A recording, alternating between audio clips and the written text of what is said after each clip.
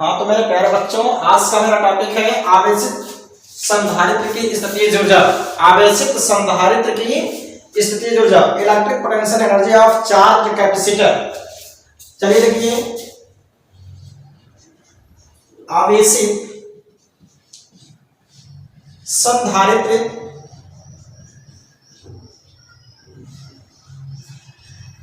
स्थितिज ऊर्जा।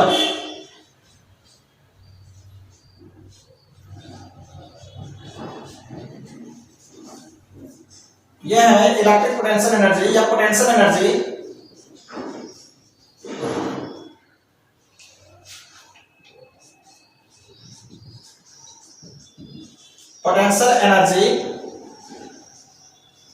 Of a charge capacitor.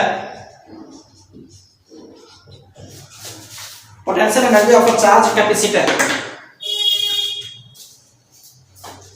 इसके लिए हम लोग क्या करते हैं, एक फिगर बना रहे हैं जो एक्स एक्सेस है, ये ओरिजिन हो गया और ये वाई एक्सेस हो गया। जब हम किसी कंडक्टर को या किसी कैपेसिटर को अगर क्यू कूलम का चार्ज से चार्ज करते हैं, क्यू कूलम के चार्ज से अगर चार्ज करते हैं, तो इस कंडीशन में उसका इलेक्ट्रिक पोटेंशियल जीरो से बढ़कर वी हो जाता है, जीरो से बढ़कर वी हो जाता है। तब हम लोग इस कंडीशन में कुछ ऐसे ग्राफ फाइंड कर पाएंगे।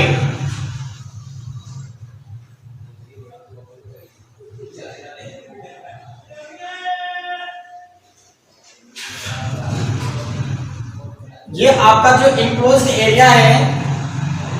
यही इस कैपेसिटर को या वोल्टेज को रिप्रेजेंट करेगा। ये वोल्टेज हो गया।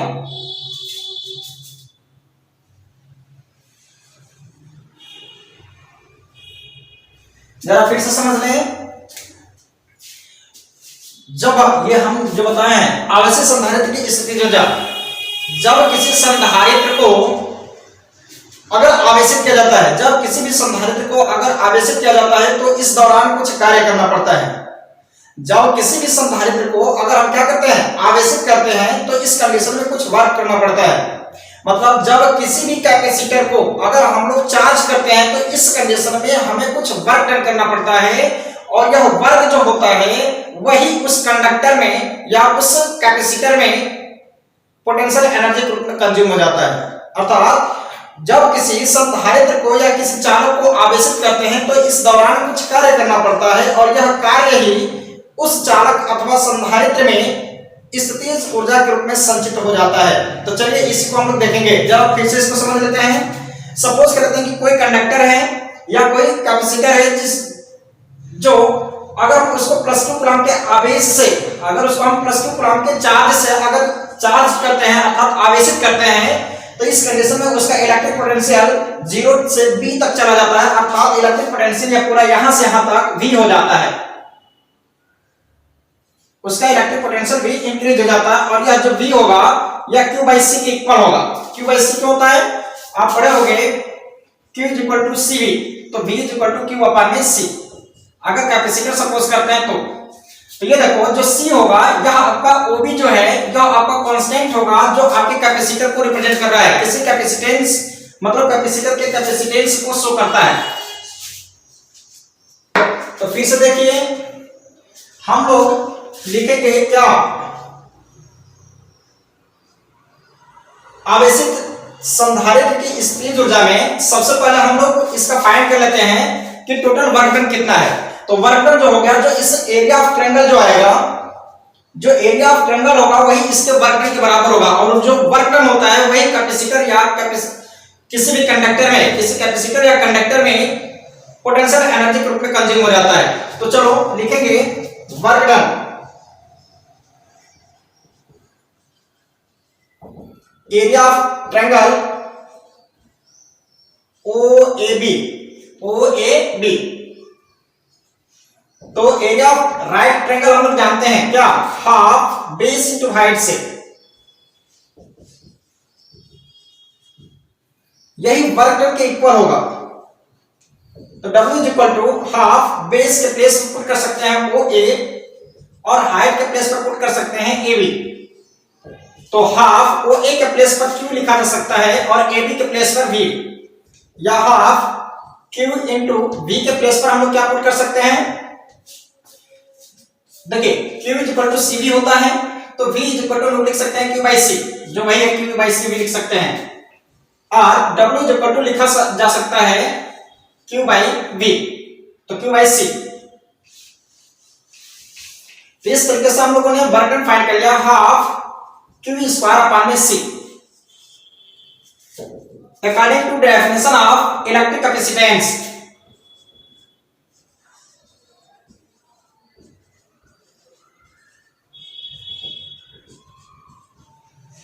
कैपेसिटेंस या कैपेसिटर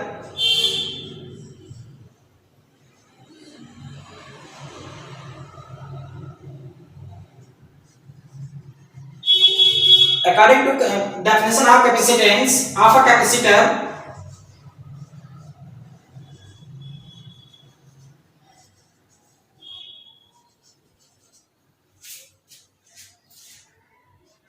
capacitor, ये Q is equal to होता है C। Now from equation first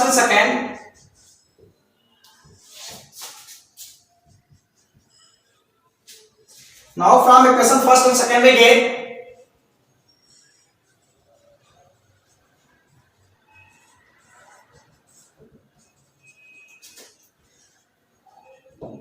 अब इसमें क्या करते हैं, इस Q के प्लेस पर C भी पुट करते हैं, तो ये W इज इक्वल टू हो जाएगा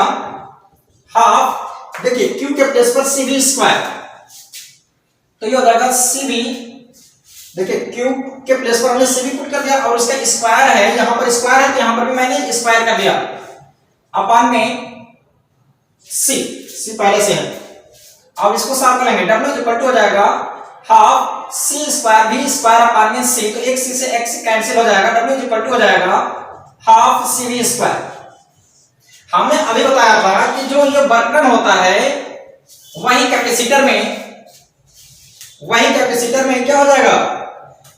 पोटेंशियल एनर्जी के रूप में कंज्यूम हो जाता है। तो इस तरीके से हम देख रहे हैं कि यह कृत कार्य जो आपका आ गया था, जो वर्क डन हो गया हाफ C v स्क्वायर है और यही वर्क डन आपका हाफ Q स्क्वायर अपॉन में C v है। तो इस तरीके से हम लोग फाइंड कर लिए, hence U is equal to potential energy of capacitor W हो जाएगा, या इसी W के प्लेस पर हाफ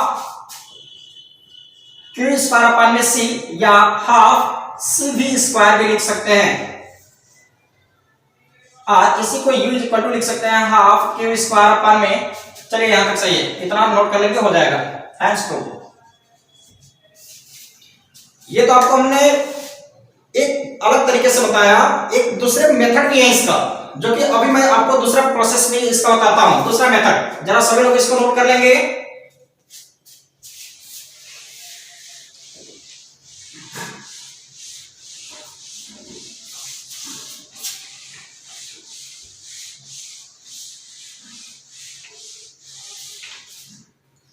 इसका दूसरा तरीका है, यदि हम किसी कंडक्टर को जिसका कैपेसिटेंस, ऐसा सपोज कर लेते हैं, अगर कोई कैपेसिटर है जिसका कैपेसिटेंस C है, C फैराड, या कोई संधारित्र है जिसकी धारिता C फैराड है, तब अब हम उसको अगर Q डैश आवेश देते हैं जिस दौरान उसका विभव V डैश है, तो इस कंडीशन में सबसे पहले हम उसका फाइंड कर लेते हैं विभव। जरा देखें,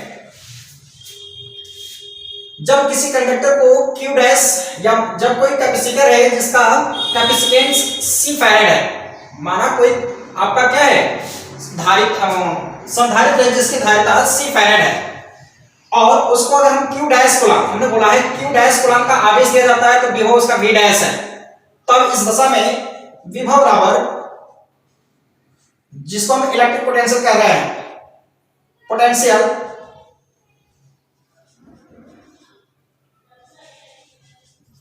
electric potential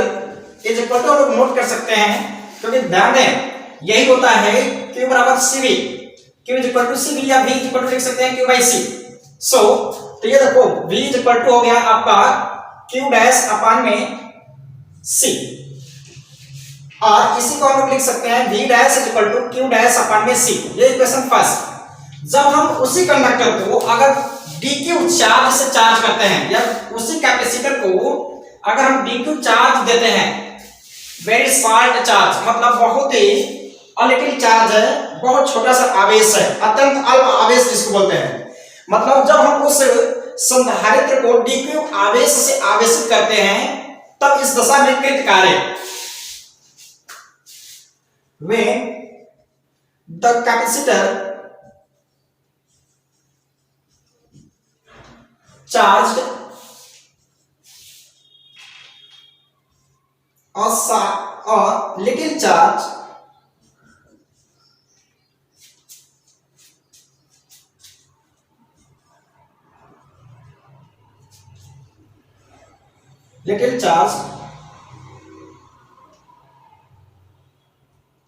dq, then work done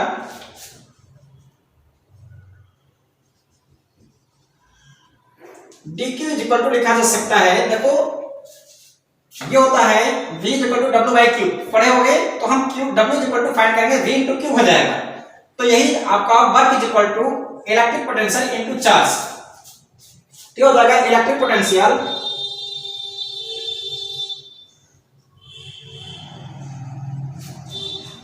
into charge. तो ये आपका dw इज इक्वल टू हो जाएगा इलेक्ट्रिक पोटेंशियल का प्लेस पर हम लोग पुट कर सकते हैं, देखो इलेक्ट्रिक पोटेंशियल का प्लेस पर q डैश बाई c या v डैश इनटू dq। ये इक्वेशन सेकंड हो गया। Now from equation first and second, ये फर्स्ट से v डैश का वैल्यू हम इसमें v डैश के प्लेस पर पुट कर देते हैं, तो ये हो जाएगा dw is equal to q dash by c into dq।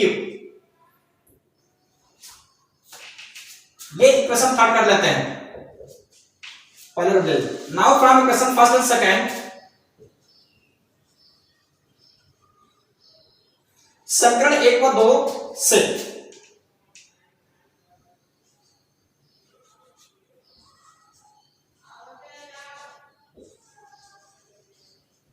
now from equation first second and second, now from equation first and second we get dw is equal to हो जाएगा v डैश के place पर q dash by c into dq, और dq is equal to dw is equal to, जरा यहां पर ध्यान समझना है, अगर हम उसी कंडक्टर या कैपेसिटर को अगर हम dq चार्ज से चार्ज ना करके अब हम उसको 0 कूलम के चार्ज से लेकर के q कूलम के चार्ज तक चार्ज करते हैं, तो इस कंडीशन में टोटल वर्क डन कितना होगा इसको फाइंड कर लेते हैं। मतलब अगर हम उस कैपेसिटर अर्थात उस संधारित्र को हम 0 आवेश से लेकर के अगर q कूलम के आवेश तक आवेशित करते हैं तब इस कंडीशन में टोटल वर्क डन, तो यही हो जाएगा इंटीग्रेशन ऑफ दोनों तरफ का integration 0 to q coulomb of charge, यह हो जाएगा q डैश अपान में c इंटू dq। अब इसको आगे यहां पर सॉल्व करते हैं, ये हो जाएगा dw, ये हो जाएगा w is equal to integration करेंगे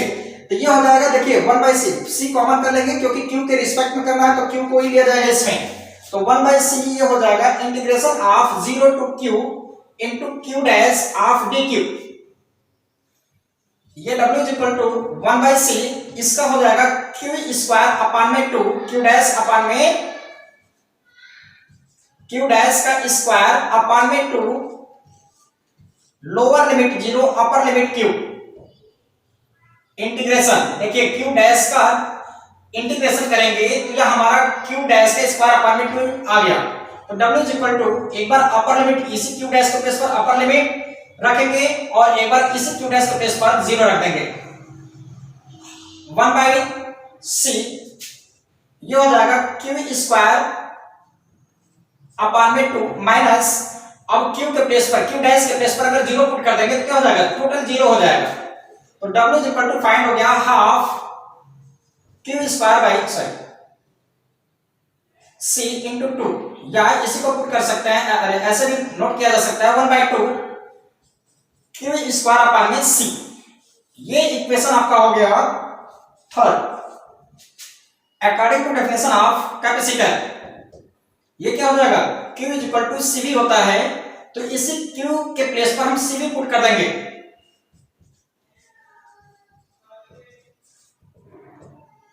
ये W इज इक्वल टू हो जाएगा हाफ, Q के प्लेस पर CV पुट करेंगे तो C square V square upon में C, तो 1C से 1C cancel, half CV square, hence ये W जो है मतलब यही जो वर्क डन है उस कैपेसिटर या कंडक्टर में पोटेंशियल एनर्जी के रूप में कंज्यूम हो जाएगा। तो यही हमारा W U के इक्वल हो गया। U इज इक्वल टू हो जाएगा अर्थात पोटेंशियल एनर्जी, किसी कैपेसिटर की पोटेंशियल एनर्जी की बात कर रहे हैं हम। U is equal to W is equal to half Q square upon में C is equal to half CV square.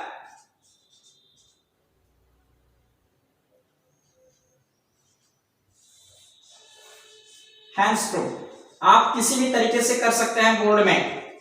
ये बोर्ड में आते ही हैं, ठीक है। अधिक से अधिक आपका बोर्ड में इस फार्मूले का डेरिवेशन पूछता है, तो आप लोग इसको नोट कर लें और जितनी अच्छी तरीके से हो रिवीजन करते रहें। आज का क्लास यहीं पर समाप्त होता है और टेक केयर। आप सभी लोग अपना देख रेख करिए, घर पर रहिए, सुरक्षित रहिए।